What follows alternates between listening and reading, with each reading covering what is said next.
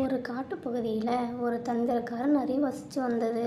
அந்த நரிக்கு தான் ஒரு புத்திசாலின்னு நினைப்பு. அது எப்போ பார்த்தாலும் யாரையாவது மட்டம் தட்டுவது தான் வேலையே. அந்த நரிக்கு ஒரு கொக்கு நண்பனாக இருந்துச்சு. அந்த கொக்கு ஒரு புத்திசாலி.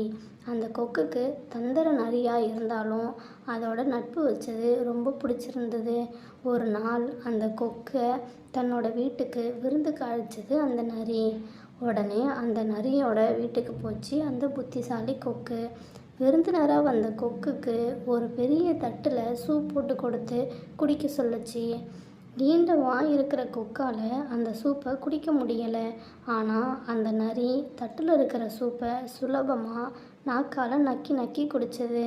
நீண்ட வாய் இருக்கிற கொக்குக்கு வேணும்னே பாத்திரத்தில் கொடுக்காம தட்டில் சூப் கொடுத்த அந்த நரி எப்படி அந்த கொக்கு சூப்பு குடிக்க போகுதுன்னு தந்திரமாக பார்த்துச்சு.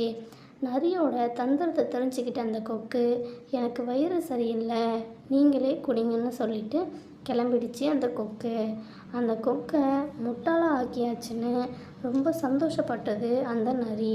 சில காலங்களுக்கு அப்புறமா என்னை முட்டாளான்னு நினச்ச அந்த நரிக்கு பாடம் கற்பிக்க வேணும்னு நினச்ச அந்த கொக்கு தன்னோட வீட்டுக்கு விருந்துக்கு அழைச்சது அந்த நரியை. கொக்கோட வீட்டுக்கு வந்த நரிக்கு சின்ன வாயுடைய பாத்திரத்தில் சூப் எடுத்துகிட்டு வந்து கொடுத்துச்சு அந்த கொக்கு. எப்பவும் தட்டில் இருக்கிற சூப்பை சுலபமாக நக்கி குடிக்கிற நரியால் பெரிய பாத்திரத்தில் இருக்கிற சூப்பை குடிக்க முடியலை.